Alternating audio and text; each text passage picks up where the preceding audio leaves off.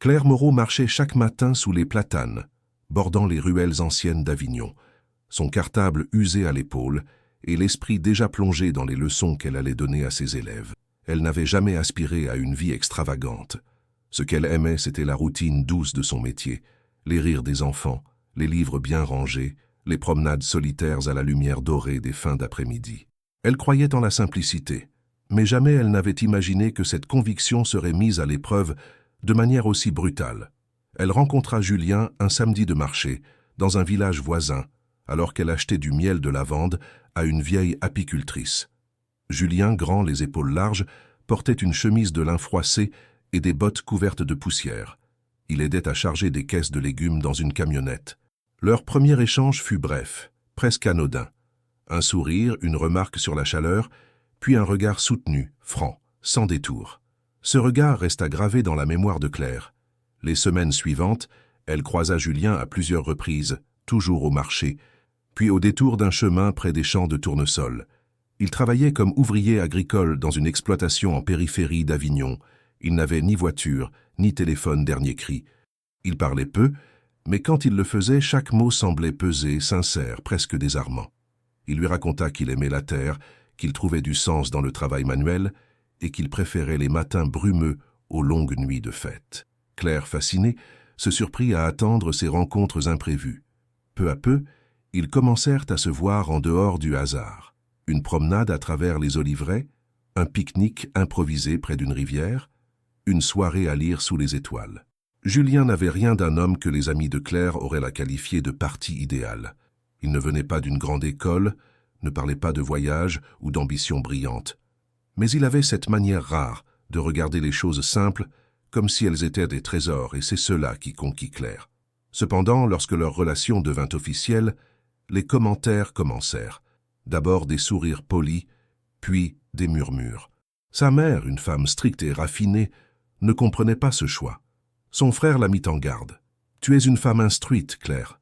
Tu peux viser mieux. » Même certains collègues, entre deux réunions pédagogiques, glissaient des remarques à peine voilées. « Un paysan, vraiment? Et il lit, au moins ?» Claire tenta d'ignorer ces voix. Pour elle, Julien avait quelque chose d'inestimable. Une intégrité rare, une bienveillance sans artifice. Il ne cherchait pas à impressionner. Il était là, simplement, avec ses mains calleuses et son silence apaisant. Elle voyait en lui un ancrage, un contrepoids à ce monde où tout semblait devoir être performance et image. Mais même elle, parfois, se surprenait à douter. Dans les dîners de famille, lorsqu'on évoquait les carrières brillantes des cousins, ou lors des soirées entre collègues, où Julien semblait hors de place, silencieux au milieu des débats animés. Il ne parlait jamais de son passé. Elle savait qu'il venait de la région, mais ignorait tout de sa famille, de son enfance. Quand elle posait des questions, il éludait doucement, disant que cela n'avait pas d'importance, que le passé ne définissait pas l'homme qu'il était aujourd'hui. Claire choisit de faire confiance. Contre l'avis de tous, elle décida qu'aimer Julien valait plus que l'approbation générale.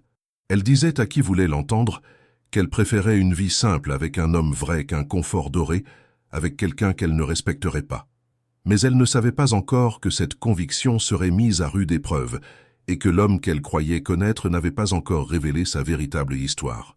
Le mariage eut lieu un matin clair de juin, dans une petite clairière entourée de lavandes et de cyprès, à quelques kilomètres des murs anciens d'Avignon. Claire avait tenu à ce que la cérémonie reste simple. Pas de robe de créateur, pas de cortège clinquant, pas de salle luxueuse. Elle portait une robe blanche en lin, cousue par une vieille tante, et des fleurs sauvages dans les cheveux. Julien avait enfilé une chemise propre, un pantalon beige un peu large et des chaussures qu'il n'avait sorties que 2 fois en 5 ans. Ils s'étaient promis l'un à l'autre devant un officier d'état civil local, quelques amis fidèles et 2 membres de la famille de Claire. Personne du côté de Julien ne s'était présenté. Il n'y avait pas de fanfare, mais des cigales, des voix sincères, quelques rires d'enfants courant entre les rangées de chaises en bois empruntées au café du village. Le vin était local, le repas préparé par des voisins. Une vieille radio posée sur une table diffusait des chansons douces tandis que la soirée tombait. Le couple souriait, sincèrement heureux, enveloppé dans une bulle intime que rien ne semblait pouvoir briser. Mais en ville, à Avignon, l'histoire prenait une autre tournure. Très vite, les photos du mariage commencèrent à circuler sur les réseaux sociaux. Quelques invités peu discrets avaient posté des images avec des commentaires ironiques. Elle s'est mariée avec un ouvrier agricole, sans champagne ni orchestre. D'autres ajoutaient « Quelle chute pour une prof aussi cultivée !» Un mariage champêtre? Non, une mascarade. Les publications se multipliaient, toujours empreintes de moquerie, parfois de cruauté déguisée en humour. Certains collègues de Claire, pourtant présents lors des discussions préparatoires du mariage, se permettaient désormais des blagues en salle des professeurs. L'un d'eux, enseignant en philosophie, déclara devant plusieurs personnes « Claire a préféré les bottes pleines de boue au costume 3 pièces, original, mais tragique. » Une autre ajouta en souriant « Elle voulait vivre un conte de fées rustique, mais sans le château. » Ces paroles, souvent lancées à voix basse mais non sans malice, atteignaient Claire plus qu'elle ne voulait l'admettre. Julien, de son côté, semblait imperméable à tout cela. Il continuait son travail à la ferme, partait à l'aube, revenait couvert de terre, parfois silencieux, parfois d'humeur légère. Il n'évoquait jamais les moqueries, ni les regards curieux qu'il croisait en ville, ni même les allusions des commerçants qui s'adressaient à lui avec un mélange de condescendance et de pitié mal dissimulée. Claire ne savait pas si c'était de la force ou de l'indifférence, mais pour elle, le poids du regard des autres commençait à se faire sentir. Elle n'était pas naïve. Elle savait que son choix détonnait. Elle avait toujours su que sa décision provoquerait des murmures. Ce qu'elle n'avait pas anticipé, c'était l'intensité de la réaction, le mépris sous-jacent, les jugements permanents. À chaque réunion familiale, les questions se répétaient « Il compte évoluer? Et s'il reste ouvrier toute sa vie, tu ne vas pas t'ennuyer? Tu penses vraiment qu'il est ton égal ?» Ces phrases, douces en apparence, portaient une charge sourde, comme une mise en garde. Les jours passèrent, puis les semaines. Claire tentait de garder le cap. Elle se levait chaque matin, préparait le petit déjeuner, échangeait quelques mots avec Julien avant qu'il parte. Elle corrigeait des copies, écoutait les confidences de ses élèves, rentrait le soir avec un sourire un peu forcé. Parfois, elle s'asseyait seule sur le petit banc près du jardin, les yeux fixés sur les collines au loin. Elle se demandait si elle avait eu tort de croire qu'on pouvait bâtir un avenir avec si peu. Non pas par manque d'argent ou de confort, cela ne l'avait jamais préoccupée, mais par manque d'acceptation. Elle commença à remarquer que Julien évitait certaines conversations.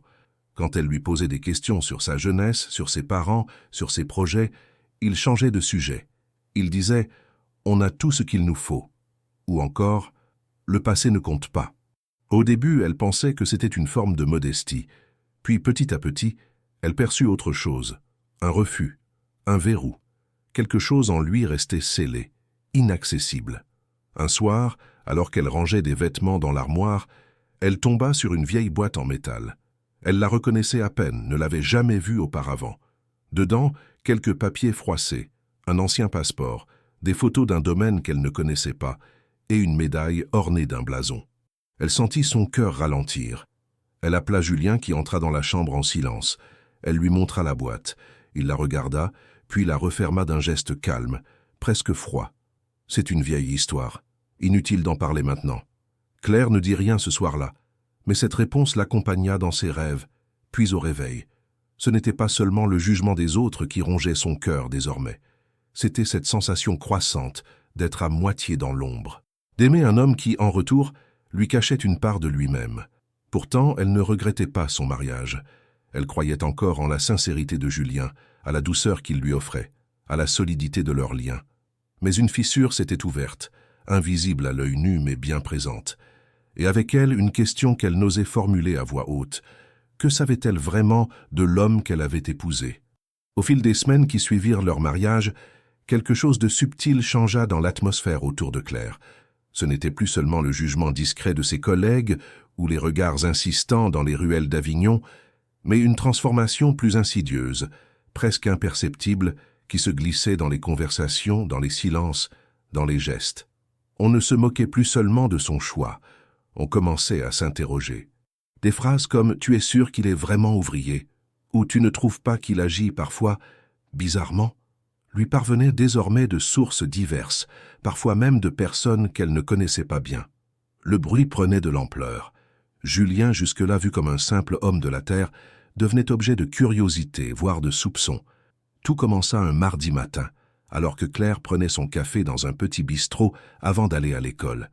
Une femme d'un certain âge, qu'elle n'avait croisée qu'une fois ou deux lors de précédentes sorties, s'assit sans invitation à sa table. Elle s'appelait Madame Carrière, tenait une petite boutique de produits artisanaux et adorait bavarder. Après quelques banalités, elle lança, presque innocemment, « Vous savez, votre mari, je crois bien l'avoir déjà vu, il y a longtemps, mais pas dans un champ. » Claire releva la tête, intriguée. Et il était accompagné d'un homme bien habillé, sur une grande propriété près de Sceaux. Ils avaient en l'air de parler affaires. C'est étrange pour un ouvrier, non? Claire répondit avec un sourire poli, mais la remarque resta suspendue dans son esprit comme une brume tenace. Le soir même, elle observa Julien plus attentivement. Il rentrait du travail, les vêtements poussiéreux, les traits tirés. Il la salua, l'embrassa, puis s'installa dans le jardin comme à son habitude pour écouter le silence. Elle s'assit près de lui, sans rien dire. Elle aurait voulu lui poser la question, lui demander ce qu'il avait pu faire sur une propriété dont elle n'avait jamais entendu parler, mais quelque chose l'en empêcha. La peur peut-être, ou le pressentiment qu'il ne répondrait pas. Dans les jours suivants, d'autres allusions apparurent. Une collègue de l'école lui parla d'un ancien camarade de lycée, aujourd'hui agent immobilier, qui aurait vu Julien dans une réception privée, habillé différemment, dans un cadre très éloigné du monde paysan. Un parent d'élève, un jour, lui demanda si son mari travaillait vraiment dans les champs ou s'il avait juste l'air de le faire. Claire commençait à sentir la frontière s'effacer entre le jugement social et la véritable curiosité. L'image de Julien devenait floue, ambiguë. Un dimanche matin, alors qu'il se promenait dans un marché paysan en périphérie de la ville, un homme d'une 50aine d'années les arrêta. Il regarda Julien, le détailla longuement, puis sourit. « Je vous reconnaîtrai entre mille, vous savez. On s'est rencontrés il y a longtemps, lors d'un séminaire à Marseille. Vous étiez déjà discret, mais très observateur. Je ne m'étais pas trompé. Vous avez toujours eu de la classe. » Julien, surpris, répondit avec un hochement de tête neutre, puis écourta la conversation. Claire resta figée. Lorsqu'elle lui demanda qui était cet homme, il répondit « Personne d'important, un ancien contact. » Elle insista « Tu n'étais pas censé ne pas avoir ce genre de relation ?» Il baissa les yeux. C'était avant, une autre époque. Claire sentit alors la première faille se transformer en fissure. Elle avait toujours cru que Julien était un homme simple, sans passé encombrant, sans secret. Or, plus les jours passaient, plus elle découvrait qu'une partie de son histoire lui échappait complètement. Et Julien, au lieu de lui tendre la main pour la guider dans cette zone d'ombre, faisait tout pour qu'elle n'y mette pas les pieds. Il souriait comme avant, il la touchait comme avant, mais un voile s'était glissé entre eux, quelque chose que ni les mots ni les gestes ne pouvaient dissiper. Elle tenta à nouveau une approche. Un soir, en rentrant de l'école, elle prépara un dîner qu'il aimait particulièrement. Gratin dauphinois, légumes rôtis, vin rouge d'une petite cave qu'ils avaient visitée ensemble. Ils parlèrent de tout et de rien, puis elle prit une inspiration et demanda « Pourquoi tu ne me parles jamais de ta famille, de ton enfance? Tu ne m'as jamais dit où tu as grandi, ni ce que tu faisais avant cette ferme. » Julien posa sa fourchette. Il la regarda longtemps. « Parce que ça n'a pas d'importance. Ce qui compte, c'est maintenant, toi et moi ici. » Mais Claire n'était plus satisfaite par ce genre de réponse. Elle se souvenait de chaque instant partagé avec lui, de leur complicité, de leur sincérité initiale. Mais à présent, cette transparence lui semblait entachée. Julien lui avait offert son présent, mais pas son passé. Et comment pouvait-elle construire un avenir si une moitié de l'histoire restait cachée? Plus elle réfléchissait, plus elle repensait à certains détails qu'elle avait autrefois ignorés.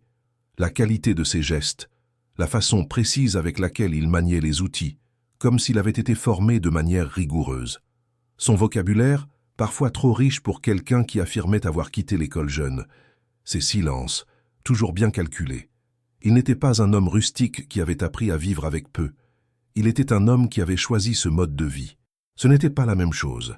Alors que la ville bruissait de rumeurs de plus en plus précises, Claire se retrouvait seule face à une réalité qu'elle n'avait jamais envisagée.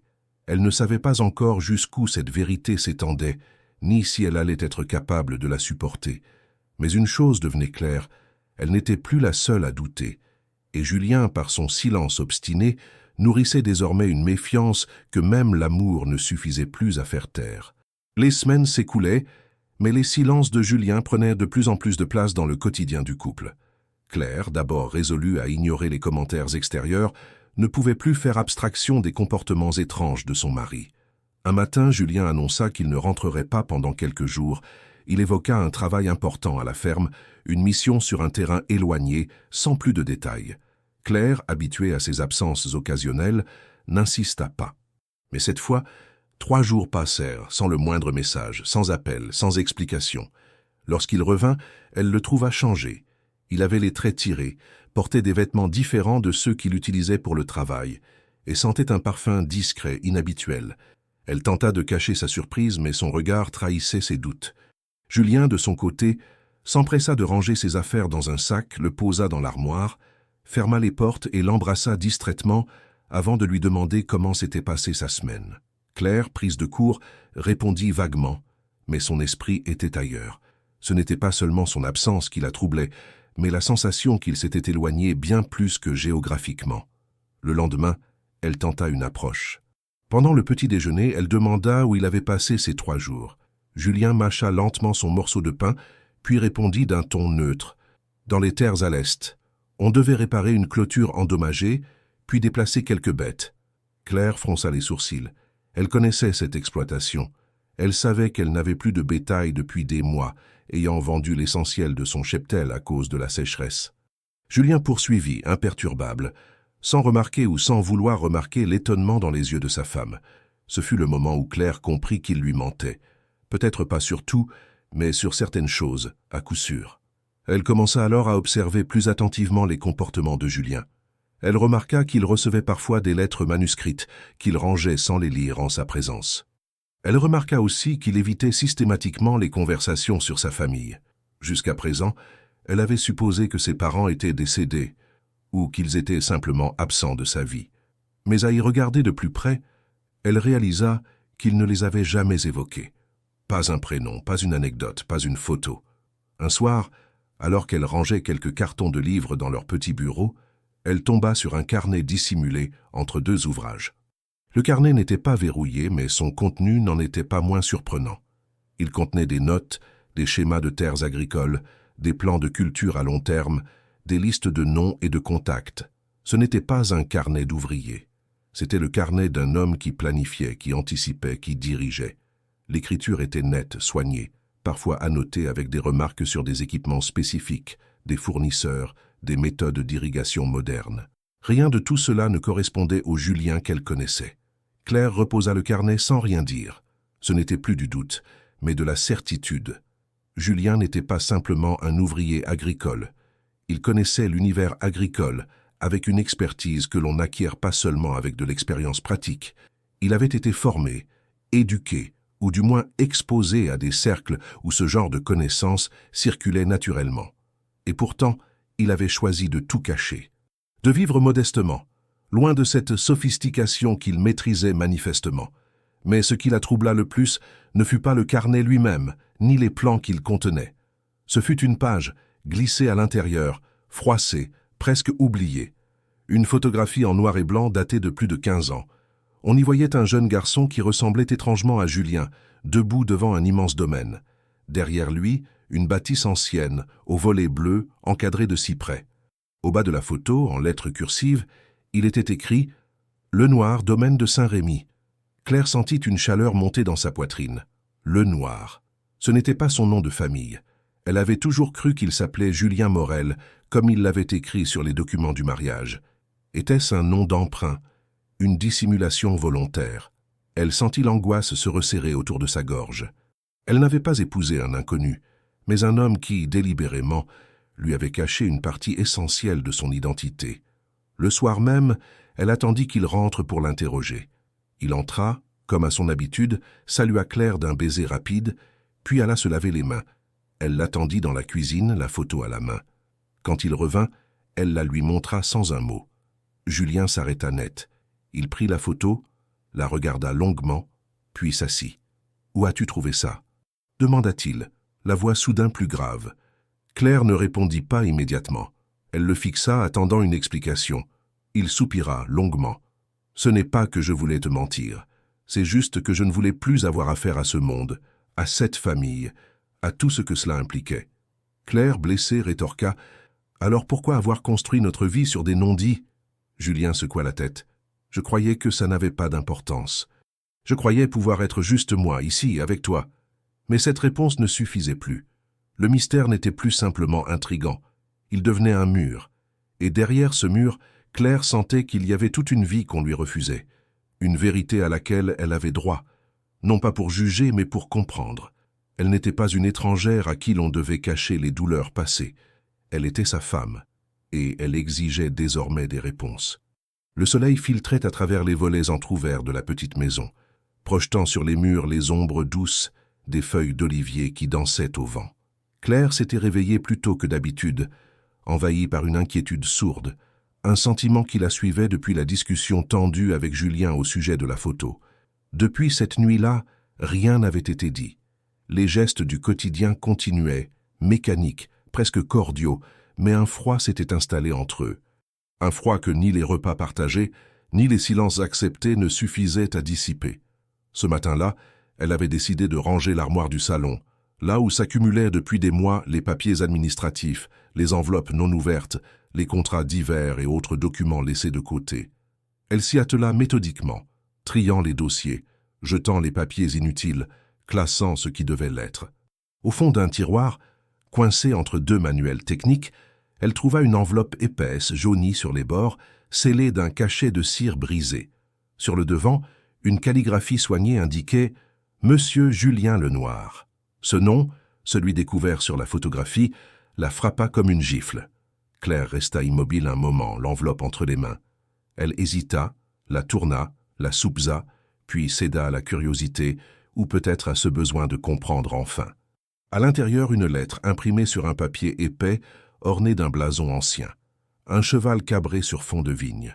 Le texte, rédigé dans un ton formel, invitait Julien à une réunion notariale dans une étude de Carpentras. Il y était question d'un héritage, d'une convocation concernant les biens fonciers du domaine de Saint-Rémy, propriété de la famille Lenoir. Claire lut et relut les mots, le cœur battant. La lettre était datée de plusieurs mois auparavant, soit bien avant leur mariage. Julien avait donc reçu cette convocation sans jamais lui en parler. Il avait délibérément choisi de dissimuler ce pan de sa vie, cette appartenance à une famille apparemment propriétaire d'un vaste domaine.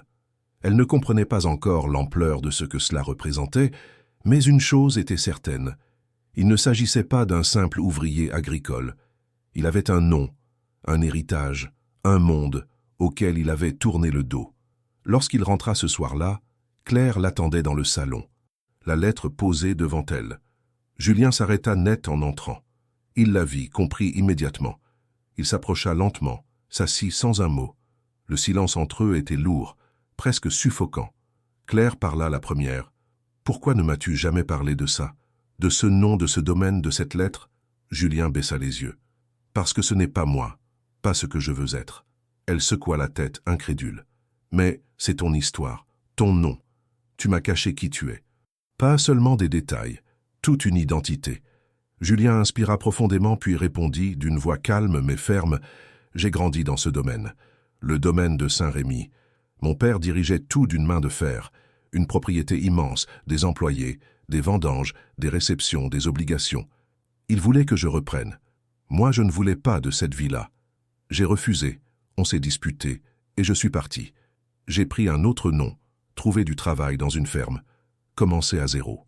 J'ai voulu m'effacer, être un homme libre sans attente sur mes épaules. » Claire, bouleversée, écoutait sans l'interrompre.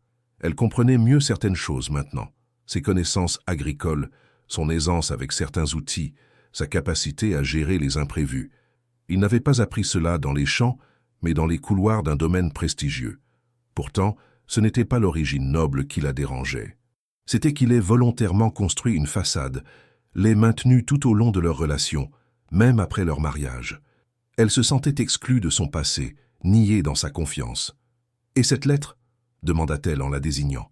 « Tu n'avais pas l'intention d'y répondre. » Julien secoua la tête. « Je l'ai reçue, je l'ai lue, et je l'ai rangée. Je pensais que ce monde finirait par m'oublier, que tout ça resterait derrière moi. » Claire se leva, fit quelques pas dans la pièce. Elle sentit monter en elle une colère froide, contrôlée. « Tu pensais que me mentir, me cacher ton identité, c'était une manière de me protéger ?» Il ne répondit pas. Ses yeux fuyaient les siens. La nuit passa, tendue, ponctuée de silences trop lourds et de regards fuyants. Claire, dans leur chambre, tournait en rond. Elle se sentait perdue. L'homme qu'elle aimait lui apparaissait désormais comme un inconnu. Pas à cause de son passé riche ou de son vrai nom, mais parce qu'il avait choisi de tout lui cacher, de lui construire une version tronquée de lui-même. Elle avait cru épouser un homme honnête, transparent, enraciné dans la simplicité, et elle découvrait un héritier qui fuyait ses responsabilités, mais aussi sa vérité. Le lendemain, elle décida de ne pas aller travailler. Elle avait besoin de comprendre plus. Elle fouilla dans la boîte où elle avait trouvé la lettre et découvrit d'autres documents, soigneusement empilés. Un acte de naissance au nom de Julien Lenoir, des certificats de propriété mentionnant plusieurs hectares de terre dans la région, un dossier juridique portant le cachet de la préfecture de Vaucluse. Chaque pièce qu'elle découvrait ajoutait une brique à la vérité qu'elle reconstituait. Julien n'avait pas seulement fui une vie de privilège. Il s'en était volontairement coupé, au point d'effacer son identité pour recommencer ailleurs. En feuilletant les papiers, elle tomba sur une photo plus récente. On y voyait Julien, plus jeune, lors d'un dîner en extérieur, entouré de personnes visiblement influentes. Il souriait, vêtu d'un costume noir.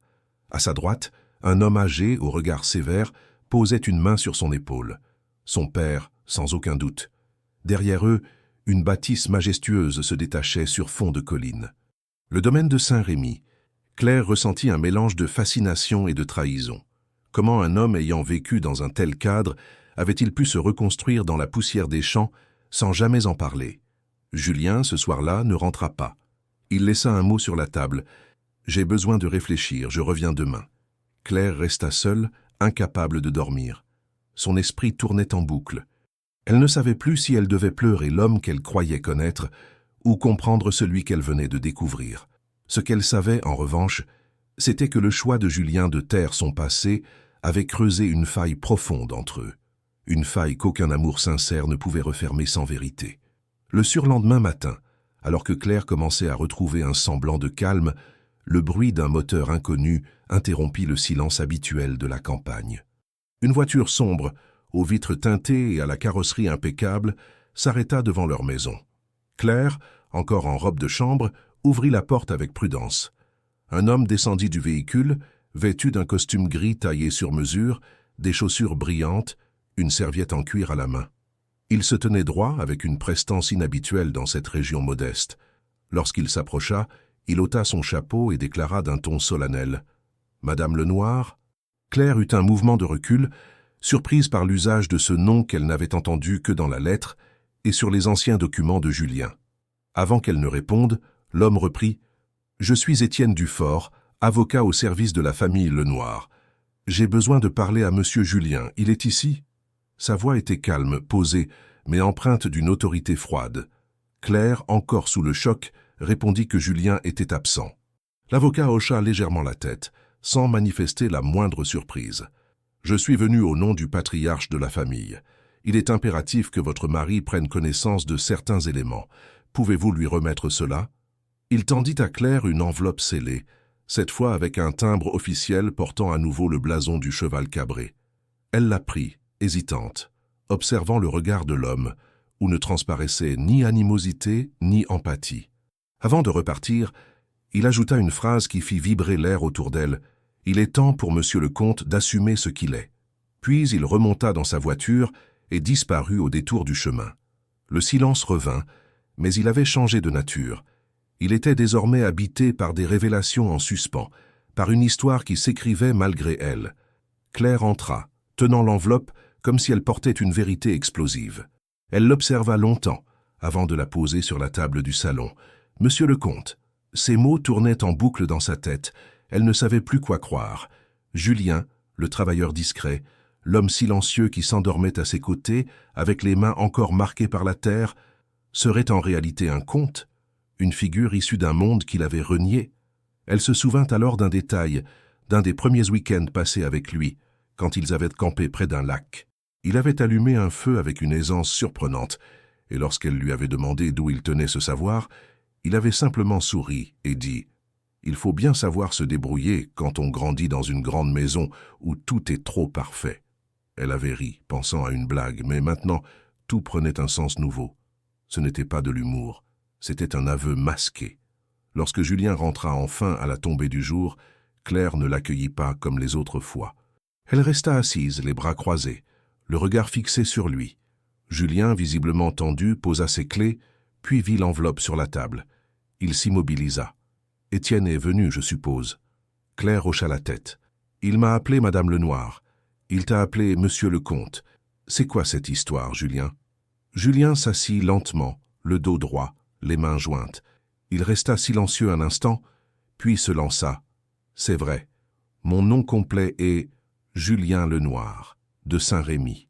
Mon père est l'actuel détenteur du titre de comte dans notre famille. Il ne s'agit plus vraiment d'une noblesse active, évidemment, mais le titre est resté dans les usages, transmis de génération en génération avec la gestion du domaine. » Claire sentit une boule se former dans sa gorge, mais elle la força à descendre. Pourquoi ne jamais m'avoir dit ça? Pas une seule fois, même après qu'on se soit marié? Julien semblait lutter entre la honte et l'obligation de parler. Parce que tout ce que ce nom implique, je l'ai rejeté. Les attentes, les obligations, les disputes incessantes avec mon père. J'ai grandi dans un monde de contrôle, de façade, où chaque décision devait servir l'image de la famille. J'ai refusé de devenir cet homme. J'ai quitté tout ça pour être libre. Claire ne bougea pas. Libre peut-être, mais tu ne pouvais pas être honnête, tu ne pouvais pas me faire confiance. Julien secoua la tête. Ce n'était pas contre toi. C'était contre ce passé.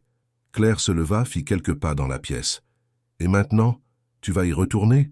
Redevenir le comte Lenoir? Julien soupira. Je ne sais pas. Mais si Étienne s'est déplacé lui-même, c'est que la situation est grave. Mon père n'a jamais fait appel à moi depuis mon départ. S'il le fait aujourd'hui, c'est qu'il n'a plus le choix. Claire le regarda fixement. Alors va. Mais cette fois, tu ne pars pas seul. Si tu veux que je continue à croire en toi, je dois voir ce que tu m'as caché. Je veux savoir qui tu es vraiment.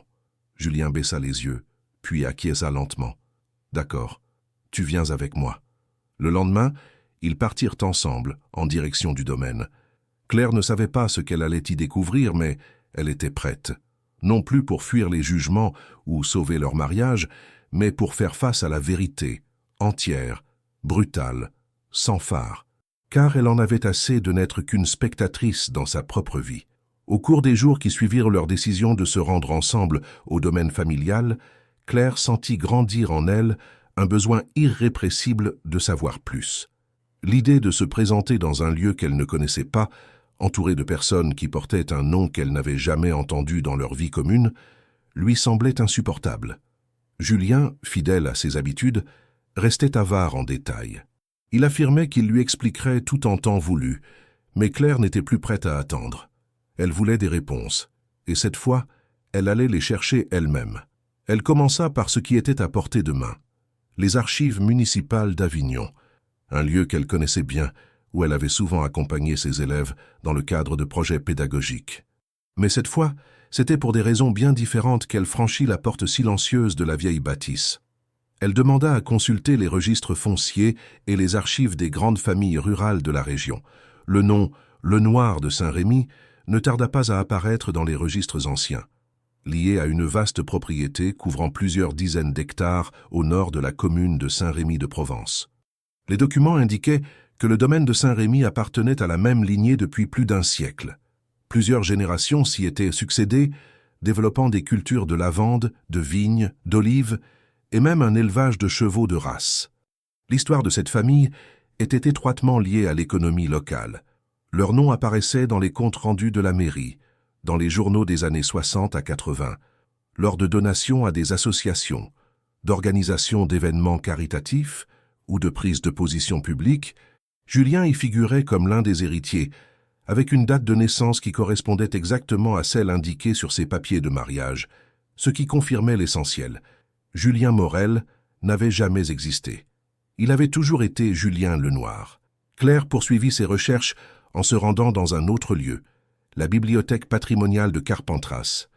Là, elle demanda à consulter les archives de la famille Lenoir.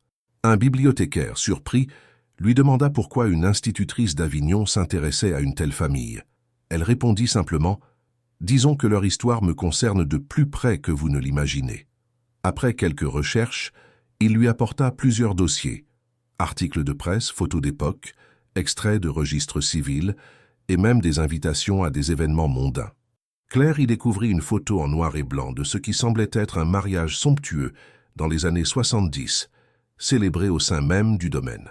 Elle reconnut alors la façade de la demeure qui figurait sur l'une des photographies trouvées chez elle. Mais ce qui la frappa le plus fut un article daté d'une vingtaine d'années. Il évoquait une querelle publique entre le patriarche, Armand Lenoir, et son fils cadet, Julien. D'après les journalistes de l'époque, Julien avait quitté le domaine en désaccord profond avec les choix de gestion de son père. Un conflit mêlant conviction écologique, opposition à certains projets d'urbanisation et critique du modèle patriarcal de transmission des terres. L'article décrivait Julien comme un jeune homme brillant, cultivé, mais en rupture, désireux de réinventer la notion d'héritage. Claire relut ces lignes plusieurs fois. Elle imaginait mal son mari dans le rôle de l'homme charismatique et contestataire décrit dans ces pages. L'image du paysan discret qu'elle connaissait contrastait violemment avec celle d'un fils de famille, héritier d'un empire agricole, engagé dans des luttes internes contre le pouvoir établi. Elle commença à comprendre que Julien n'avait pas seulement fui le luxe, il avait fui une guerre personnelle, une histoire de principes, de tensions générationnelles, de désaccords irréconciliables. De retour chez elle, elle décida d'aller plus loin encore. Elle contacta discrètement une femme âgée qu'elle avait rencontrée lors d'une conférence sur le patrimoine local, Madame Vivier, historienne amateur, passionnée par les grandes familles de Provence. Lorsqu'elle lui mentionna le nom Lenoir, Madame Vivier acquiesça lentement. Ah, les Lenoir, famille influente, mais repliée sur elle-même depuis des années. Le fils cadet a disparu du jour au lendemain. Un garçon très cultivé, très idéaliste. Il avait des idées trop modernes pour ce milieu. Claire, troublée, la remercia, puis repartit sans ajouter un mot de plus. À mesure que le puzzle se reconstituait, Claire ressentait des émotions contradictoires. D'un côté, elle était soulagée de comprendre enfin la complexité de l'homme qu'elle avait épousé. De l'autre, elle se sentait trahie par son silence, par son refus de partager cette histoire avec elle. Elle ne savait pas si elle devait admirer Julien pour avoir renoncé à tant de privilèges par conviction, ou lui en vouloir d'avoir cru qu'il pouvait écarter son passé comme on ferme une porte. Le soir, lorsqu'elle lui raconta une partie de ce qu'elle avait découvert, Julien l'écouta sans l'interrompre. Il ne montra ni colère ni panique, seulement une forme de résignation. « Tu as tout compris, alors ?» Elle répondit. « J'ai compris que tu n'as pas fui seulement une vie de richesse. Tu as fui une structure, un mode de vie que tu rejetais. Mais tu m'as aussi empêché de comprendre l'homme que j'aimais. » Julien hocha la tête. « Je n'ai jamais voulu t'éloigner de moi. Je voulais juste te préserver de ce monde. Je ne pensais pas que tu voudrais y entrer. » Claire se leva, le regard fixe. « Je n'y entre pas pour en faire partie. J'y entre parce que je suis ta femme, et je refuse d'être tenue à l'écart de ta vérité. » Elle savait désormais que le voyage au domaine ne serait pas un simple déplacement géographique, mais une confrontation avec des années de non-dit. Elle ne savait pas ce qu'elle y trouverait exactement, mais elle était prête, non pas pour défendre Julien, ni pour s'opposer à lui, mais pour voir de ses propres yeux ce qui l'avait façonné, puis poussé à s'effacer. Le petit matin suivant leur départ d'Avignon baignait le paysage de Provence d'une lumière claire et fraîche. Claire et Julien gravissaient la route sinueuse qui menait au domaine de Saint-Rémy. Les collines se succédaient, couvertes de lavandes encore en bouton, d'oliviers centenaires, de cyprès élancés. À mesure qu'ils approchaient, l'air semblait plus dense, chargé d'histoire, comme si le passé prenait forme autour d'eux. Un silence solennel enveloppait la voiture. Claire, serrant le volant, sentait son cœur tambouriner. Elle ne savait pas ce qu'elle allait découvrir. Elle redoutait la douleur, mais refusait de revenir en arrière. Elle devait savoir. Lorsque les premiers bâtiments du domaine apparurent, une bâtisse de pierre claire aux volets bleus, une cour pavée, des granges anciennes, Claire comprit l'ampleur du secret qu'ils portaient. Les murs semblaient respirer le temps, l'odeur du bois ancien, du vieux fer, de la vigne. À l'entrée, une grille en fer forgé, ouvragée, portait le blason du cheval cabré qu'elle avait déjà vu sur la lettre et les documents. Le portail s'ouvrit lentement dans un grincement lourd de symboles anciens. Julien poussa un soupir, comme un homme revenant non pas chez lui, mais face à ce qu'il avait fui. Claire posa la main sur la sienne. Il la laissa faire sans la regarder. Ils avancèrent jusqu'à la maison principale. Les fenêtres étaient closes, les volets tirés. Un silence immobile dominait la cour, interrompu seulement par le chant solitaire d'un oiseau invisible. Soudain, la porte s'ouvrit. Un homme au visage émacié, un costume sombre et sobre, fit son apparition. Ses yeux furent rivés sur Julien, ses traits figés, froids. Sans un mot, il les invita à entrer. La salle était vaste. Boiseries, tapis anciens, portraits de famille au cadre doré, quelques meubles recouverts d'un drap usé. Sur une table trônait un portrait au fusain. Un homme sévère, au regard dur, que Claire reconnut. C'était l'ancêtre de la famille, celui dont on parlait dans les archives. L'homme aux traits austères semblait les observer d'un air jugeant. Le silence se rompit lorsque l'inconnu murmura « Vous savez pourquoi vous êtes ici ?» Julien hocha la tête, la mâchoire serrée.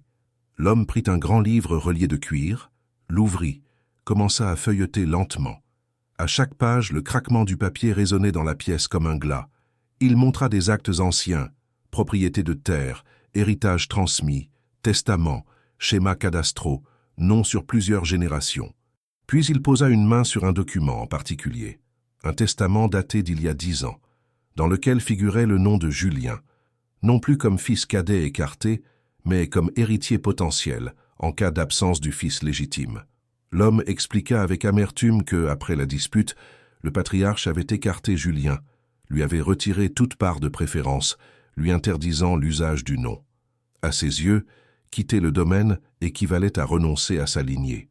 La salle se fit plus lourde encore quand l'homme ajouta « Vous avez oublié ce que représente ce blason, ce nom, la responsabilité, les terres, les fermes, les loyers, les employés. Tout cela attend un gestionnaire. » Il déplia un plan. Des hectares de vignes, des parcelles d'oliviers, des bâtiments agricoles, des terres en friche. Tout un empire, abandonné, endormi, orchestré comme un puzzle, et des signatures, des dates, des dettes, des droits. À côté, un dossier notarial dénonçait des engagements à des coopératives, des dons à des associations communales, des contrats d'exploitation à renouveler. La situation était urgente.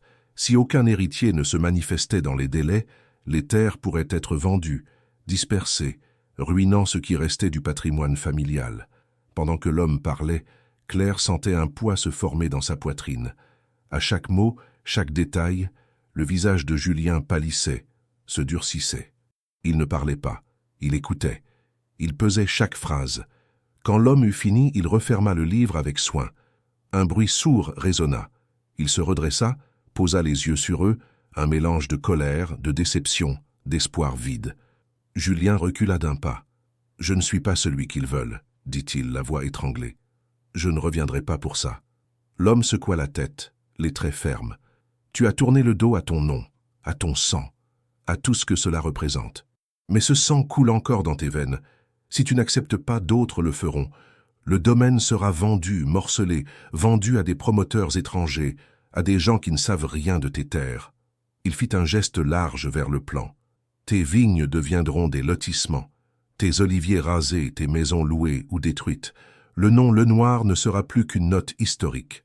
Le silence retomba, plus froid que la pierre. Julien ferma les yeux. Claire sentit une colère sourde monter en elle, une douleur profonde. Elle avait cru qu'il fuyait le luxe, mais ce qu'il fuyait n'était pas la richesse, c'était la responsabilité. Et le renoncer signifiait sacrifier un héritage, non pour lui seul, mais pour toute une histoire. Elle posa la main sur l'épaule de Julien. « Et moi ?» murmura-t-elle. « Que suis-je dans tout ça ?» L'homme se tourna vers elle, la regarda longuement. Il y eut un instant suspendu, intense. Puis il hocha lentement la tête. « Si vous accompagnez Julien, vous aurez votre place, à condition qu'il assume ce qu'il doit. Mais vous devez être prête à affronter les regards, les commérages, les responsabilités. Ce nom n'est pas un simple nom, c'est un pacte. » Claire sentit le poids de ces mots, lourd comme une chape de plomb. Elle réalisa que ce mariage, qui lui avait semblé humble et libre, reposait sur un mensonge monumental. Un mensonge silencieux mais dangereux, non pour eux mais pour tout ce qu'ils représentaient. Quand ils repartirent, le soleil déclinait. Le domaine semblait immobile, endormi sous une brume légère. Claire regardait les bâtiments, les champs, les collines. Elle avait l'impression que le monde s'était figé autour d'eux, comme si elle venait de plonger dans une époque qu'elle ne connaissait pas. Julien conduisait, le visage fermé, le regard dans le vague. Elle savait qu'il y avait une décision à prendre, revenir ou rester, accepter ou refuser, relever le défi ou fuir de nouveau. Dans le silence de la voiture, l'air était lourd d'incertitude. Elle ne savait pas ce qu'ils allaient devenir, mais une chose était certaine. Le passé qu'ils partageaient, aussi douloureux soit-il, s'était imposé à eux. Et cette vérité, libre ou cruelle, elle la portait maintenant en elle. 4 jours s'étaient écoulés depuis leur visite au domaine de Saint-Rémy, et le silence s'était installé dans leur petite maison comme une brume persistante. Julien, depuis leur retour, était devenu plus taciturne encore. Il sortait peu, parlait moins, passait de longues heures assis sous l'olivier du jardin, les yeux perdus dans les collines. Claire, de son côté, oscillait entre la compréhension et l'amertume. Elle n'avait pas pardonné son silence d'autrefois, mais elle commençait à mesurer le poids que Julien avait dû porter seul, des années durant. Ce n'était pas un simple renoncement à la richesse, mais à une histoire familiale faite de contrôle, d'orgueil, de devoirs étouffants. Un matin, alors qu'il prenait un petit déjeuner morne, un appel interrompit le cliquetis des cuillères sur les tasses. Le téléphone de Julien vibra sur la table. L'écran affichait un numéro inconnu. Il hésita un instant, puis répondit. Claire observa son visage se transformer au fur et à mesure que la voix à l'autre bout de la ligne parlait. Il pâlit, fronça les sourcils, puis serra les lèvres. Il répondit brièvement, raccrocha, puis s'effondra sur sa chaise, la tête entre les mains. Claire, inquiète, s'approcha immédiatement. « C'était Étienne, dit-il d'une voix basse. « Mon père est mourant. Il veut me voir. » Le silence qui suivit fut glacial. Claire sentit un frisson lui parcourir l'échine. Elle savait dès cet instant qu'ils allaient retourner là-bas. Peu importait ce que Julien voulait, ce que son père voulait, ou ce que le domaine représentait. C'était une page qui devait être tournée, ou ravivée. Julien passa la journée à marcher seul à travers les chemins qu'ils avaient parcourus tant de fois ensemble. Lorsqu'il revint le soir, il déclara simplement « On part demain matin ». Le trajet jusqu'au domaine fut silencieux. Julien conduisait avec cette concentration distante qui le caractérisait lorsqu'il était accablé par ses pensées. Claire, assise à ses côtés, observait les paysages défiler, mais son esprit restait ancré dans les jours précédents. Elle repensait à tout ce qu'elle avait appris, à toutes les couches de mensonges, de vérité, de silence et d'amour mêlés. Elle ne savait plus si elle voulait comprendre ou si elle avait simplement besoin de ressentir que quelque chose, enfin, allait s'éclaircir. Lorsqu'ils arrivèrent, le domaine semblait plus vivant qu'à leur précédente visite. Une voiture stationnée dans l'allée, des rideaux tirés aux fenêtres, une femme âgée qui sortait de la maison avec une expression sombre. Julien la reconnut, murmura « Madeleine. Elle était la gouvernante quand j'étais enfant. » La vieille femme, en le voyant, se figea, puis s'approcha. Elle posa une main sur son bras, le regarda avec émotion. « Il vous attend, » murmura-t-elle. « Il a peu de temps. » Ils montèrent à l'étage, Claire marchant quelques pas derrière Julien. L'odeur dans le couloir était un mélange de cire, de vieux bois et de linge propre. Dans la chambre principale, un homme maigre, aux traits tirés, reposait sur un grand lit à baldaquin. Armand Lenoir, le père de Julien, n'avait plus rien du patriarche rigide décrit dans les journaux. Il semblait éteint, sa voix à peine perceptible. Lorsqu'il vit son fils, un sourire faible étira ses lèvres. Julien s'approcha, s'assit à son chevet.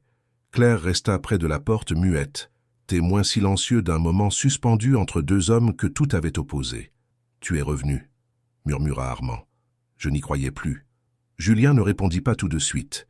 Il fixait le visage marqué de son père, cette figure autoritaire qu'il avait chassée, condamnée, oubliée. « Tu vas mourir, dit-il calmement.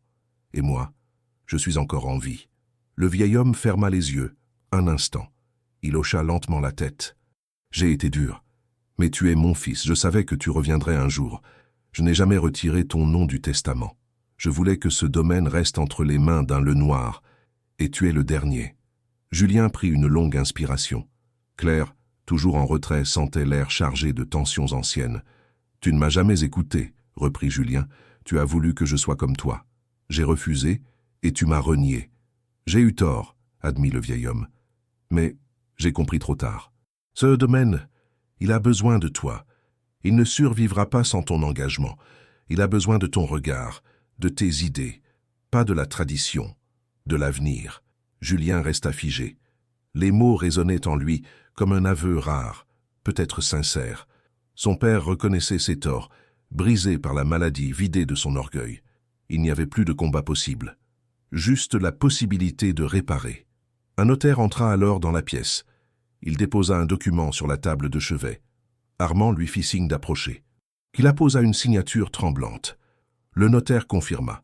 Julien devenait officiellement l'unique héritier du domaine de Saint-Rémy. Il héritait de la maison, des terres, des bâtiments agricoles, des dettes aussi, mais surtout d'une histoire qu'il n'avait jamais cessé de porter malgré lui. Claire s'approcha enfin. Julien tourna la tête vers elle, les yeux embués.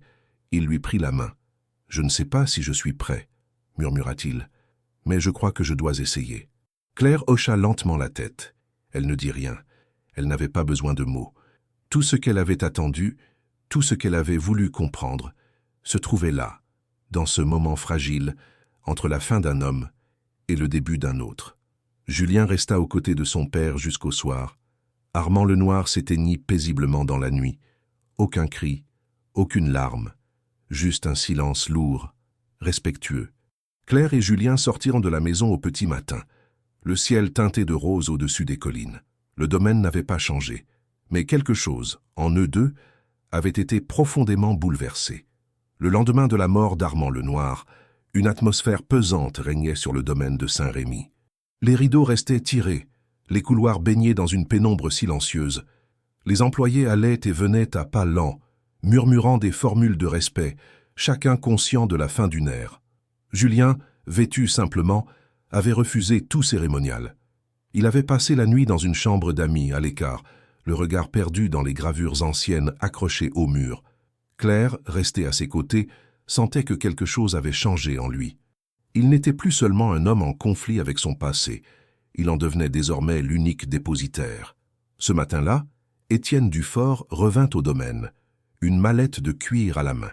Il fut accueilli sans grande formule, s'installa dans le grand salon où tous les volets restaient à demi clos. Le notaire portait un costume sombre, un ton neutre et professionnel. Après quelques instants, il invita Julien et Claire à s'asseoir face à lui. Il déposa un dossier épais sur la table, l'ouvrit avec soin, puis sortit un document manuscrit, le testament officiel d'Armand Lenoir. Ce document a été rédigé il y a 3 ans, déclara-t-il d'un ton calme. Il a été signé et enregistré en présence de témoins et à force de loi. Il s'agit du dernier acte testamentaire du comte Armand Lenoir de Saint-Rémy. Julien croisa les bras, visiblement tendu. Claire, elle, se tenait droite, attentive, bien décidée à saisir chaque mot. Dans ce testament, poursuivit Dufort, M. Lenoir exprime sa volonté que l'ensemble des biens familiaux soit transmis à son fils cadet, Julien Lenoir, désormais son seul héritier vivant. Il marqua une pause. Julien ne réagit pas. Claire sentit un frisson lui parcourir l'échine. Cela inclut, précisa Dufort, l'ensemble des terres agricoles répertoriées dans le cadastre de la région de Saint-Rémy, représentant plus de 130 hectares, répartis entre vignes, champs d'oliviers, lavanderais et pâturages. Le domaine principal, la maison de famille, les dépendances, les écuries et l'ancien moulin font également partie de l'héritage. À cela s'ajoutent au départ dans plusieurs coopératives viticoles locales, une collection d'art et un compte bancaire dédié à l'entretien du domaine. Claire était stupéfaite. Elle savait que le domaine était vaste, mais elle n'imaginait pas une telle étendue. Le silence de Julien devenait alors plus compréhensible. C'était plus qu'une famille qui l'avait fui. C'était une dynastie. Le testament, ajouta l'avocat, stipule aussi une condition particulière. Julien leva enfin les yeux. Le défunt souhaite expressément que Julien n'assume pas seul cette responsabilité. Il précise que la gestion du domaine devra être partagée avec son épouse, Madame Claire Moreau-Lenoir, à condition qu'elle accepte de s'y investir activement. Claire, interloquée, fixa Dufort. C'est une volonté formelle, poursuivit le notaire. Le comte souhaitait que ce domaine ne reste pas figé dans le modèle patriarcal ancien, mais qu'il soit modernisé, orienté vers une gestion plus éthique et communautaire. Il comptait sur vous deux pour redonner à ces terres leur vitalité, dans l'esprit que Julien a toujours défendu. Julien passa une main sur son visage. Il ne s'attendait visiblement pas à cela. Claire, elle, se sentit partagée entre l'effroi et une forme nouvelle de respect. Armand Lenoir, cet homme qu'elle n'avait vu qu'une fois et à qui elle n'avait jamais parlé, avait compris ce que son fils n'avait pas réussi à lui dire, que son refus du passé n'était pas un rejet, mais une tentative de transformation, et qu'avec elle, il pouvait réussir là où seul il aurait échoué. « Si vous acceptez, conclut Dufort, vous deviendrez les nouveaux responsables légaux du domaine de Saint-Rémy. Mais sachez qu'il ne s'agit pas d'un cadeau, c'est une charge. Il faudra répondre des dettes existantes, assurer la rentabilité des cultures, préserver les engagements environnementaux en cours et respecter les contrats avec les producteurs locaux. » Julien se leva, fit quelques pas. Il semblait peser chaque mot, chaque chiffre. Claire le regardait, cherchant dans son visage une réponse. Elle savait qu'il était épuisé, bouleversé, mais elle sentait aussi que quelque chose en lui s'apaisait. Peut-être parce que, pour la première fois, son passé et son présent ne s'opposaient plus frontalement. Ils s'alignaient, enfin. « Je veux voir les comptes, dit-il soudain. Les détails, les contrats, tout. » Dufort acquiesça, soulagé. Il sortit un second dossier. Tout est là. Claire, sans un mot, posa sa main sur l'avant-bras de Julien. Il la regarda. Il n'y avait plus de colère dans ses yeux. Seulement une lucidité nouvelle. Il prit les documents, les feuilleta longuement, puis se tourna vers elle. « Je ne peux pas le faire seul, et je ne veux pas. Si tu es avec moi, alors on le fera. » Claire prit une inspiration profonde. « Tu m'as caché ton nom, ton histoire. Mais aujourd'hui, tu m'offres une place dans ta vérité. Je ne veux pas être spectatrice. Je veux construire avec toi. Et cette terre, ce n'est pas seulement ton héritage. C'est le début de ce qu'on peut faire ensemble. » Julien serra sa main. Le notaire tendit le document final. Julien signa. Claire signa à son tour. Il n'y eut pas de musique, ni d'applaudissements, ni de grande cérémonie. Mais dans ce salon aux murs chargés d'histoire, un couple venait de prendre une décision qui allait tout changer. Ils n'étaient plus un simple professeur et un ouvrier moqué pour leur modestie. Ils devenaient ensemble les gardiens d'un domaine, les héritiers d'une terre, les bâtisseurs d'un avenir différent. Un avenir fondé non sur le silence et la fuite, mais sur le partage, la responsabilité et la vérité. Le retour à Avignon se fit sous un ciel limpide, presque insolent de tranquillité. Claire et Julien avaient quitté le domaine de Saint-Rémy 2 jours après la lecture du testament, laissant derrière eux la demeure silencieuse, désormais leur responsabilité. Durant le trajet, aucun des deux ne parla. Il n'y avait pas besoin. L'essentiel avait été dit dans les regards, dans les décisions prises, dans les silences chargés de consentement. Mais s'ils croyaient rentrer discrètement dans leur quotidien, ils se trompaient lourdement. Dès leur arrivée en ville, une agitation nouvelle les cueillit de plein fouet. En descendant de voiture, Claire remarqua 2 voisins, d'ordinaire indifférents, qui la saluèrent avec insistance, presque avec emphase.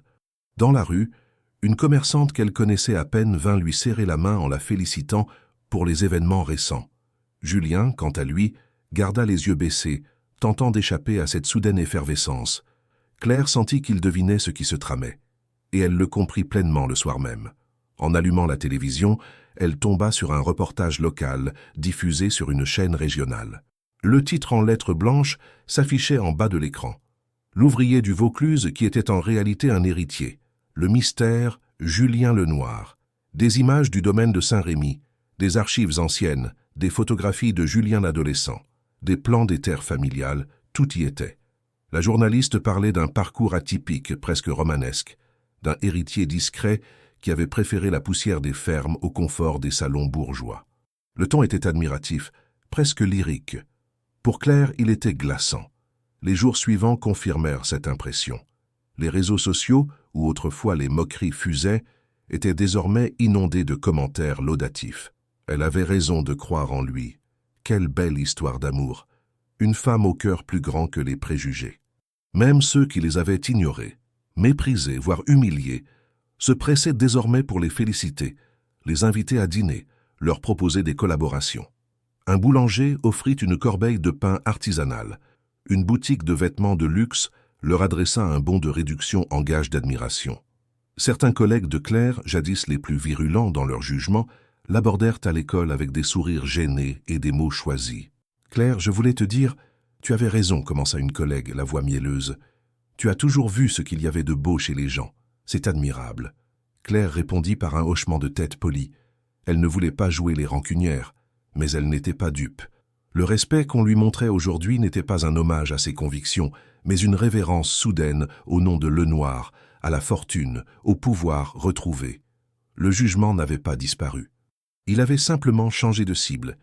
Un matin, alors qu'elle se rendait à l'école, un journaliste l'attendait devant le portail. « Madame Lenoir, juste quelques mots pour notre rubrique « Les héros du quotidien ».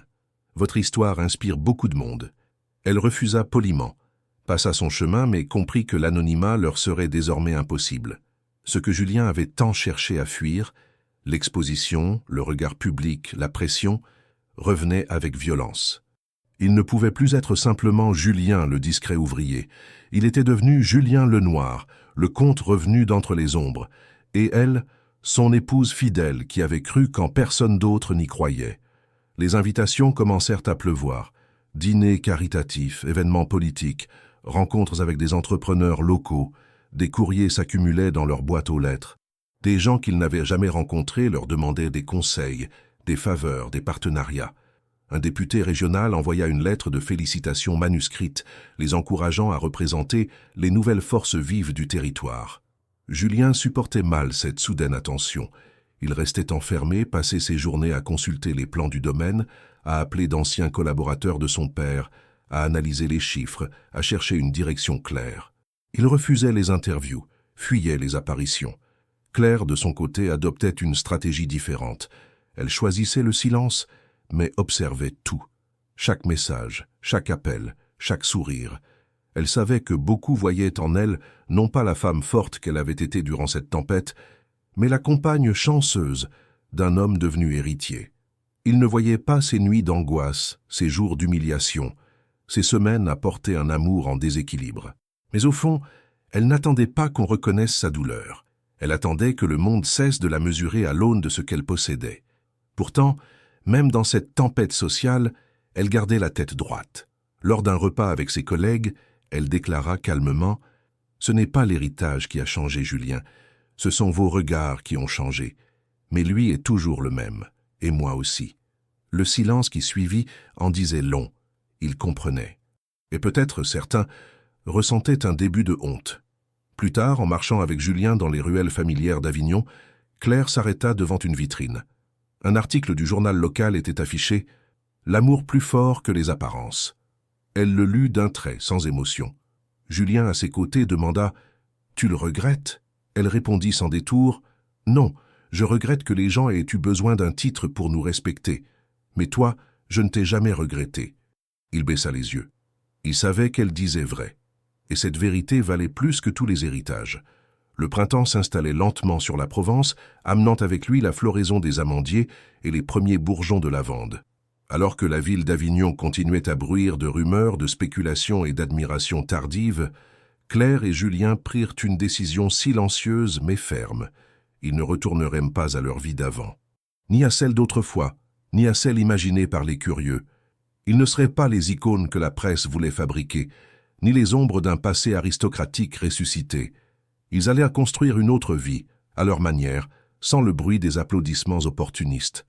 Claire, la première, exprima son désir de quitter définitivement Avignon. Elle ne voulait plus marcher dans ces rues où chaque regard semblait peser, filtré à travers la nouvelle image publique du couple. Elle ne voulait plus enseigner dans une école où les parents d'élèves, hier si condescendants, devenaient subitement obséquieux.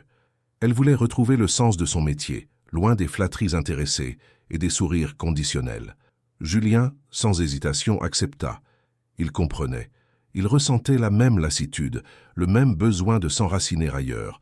Ils revinrent au domaine de Saint-Rémy, non plus en visiteurs, mais en habitants. La maison principale, imposante et chargée d'histoire, restait encore figée dans le temps.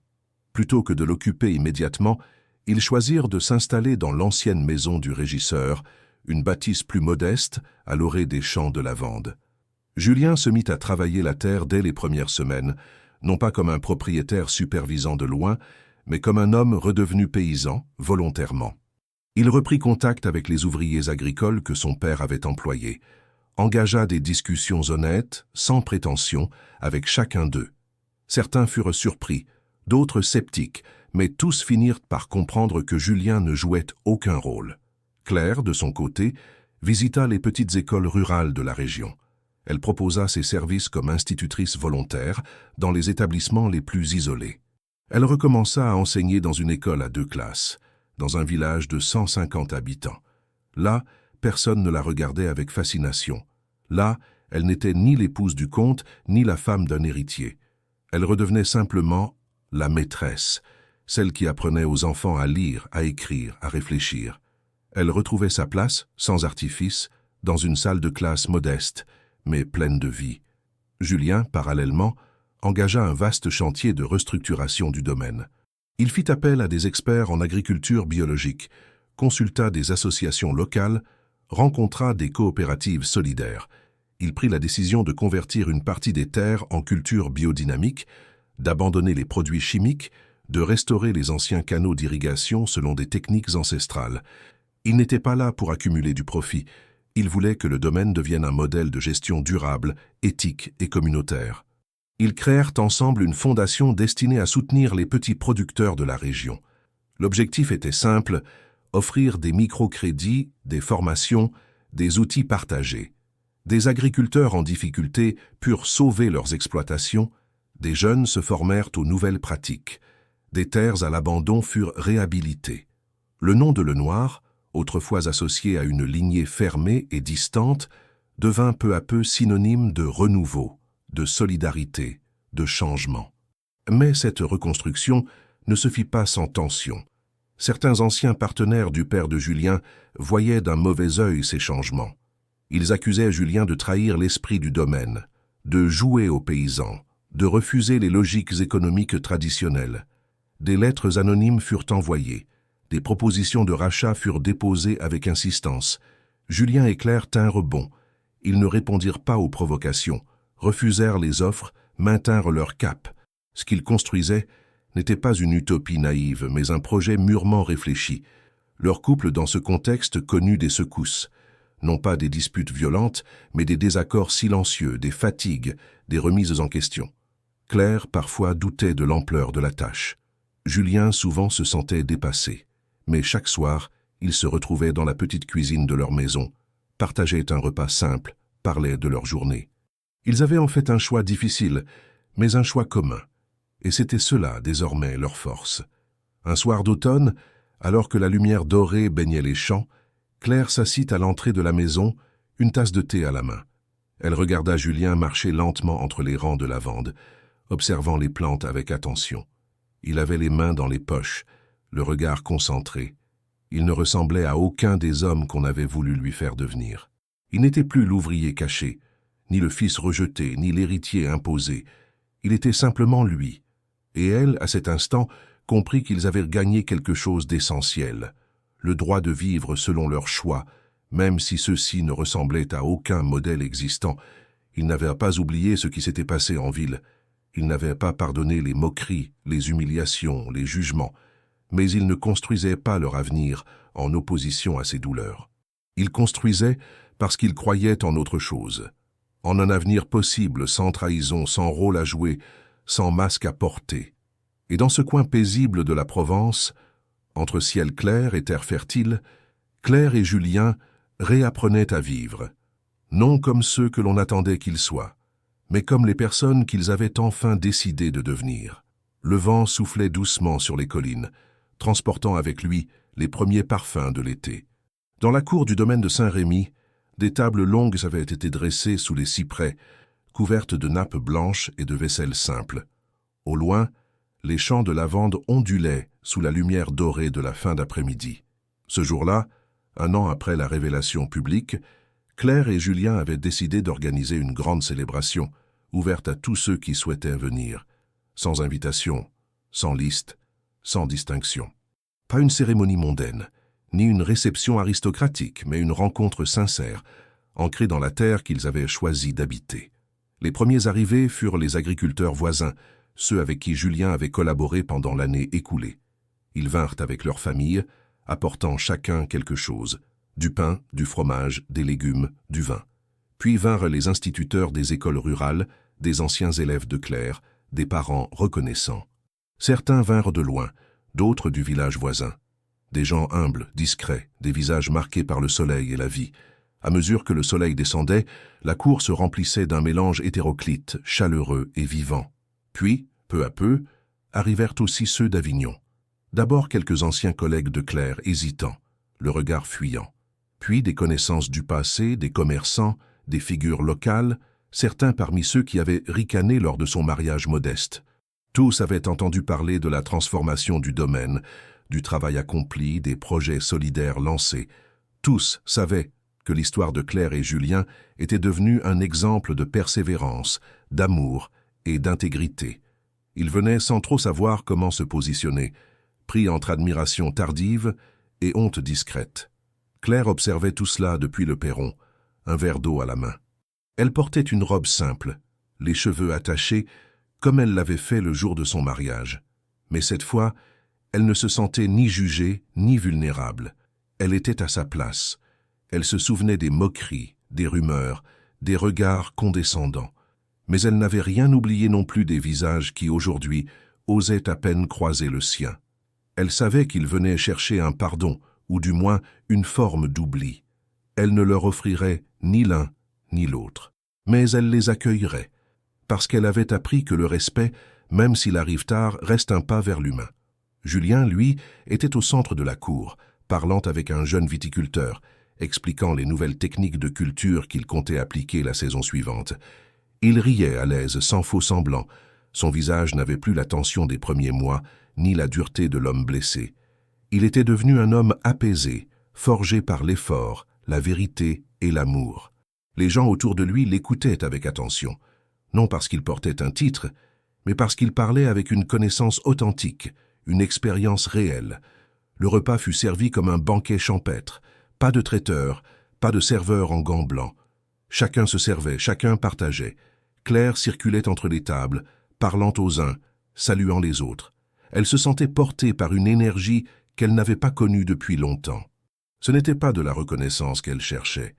C'était la confirmation que son choix, jadis raillé, avait du sens, que l'amour qu'elle avait défendu n'était pas une naïveté, mais une force. Et ce soir-là, elle en avait la preuve.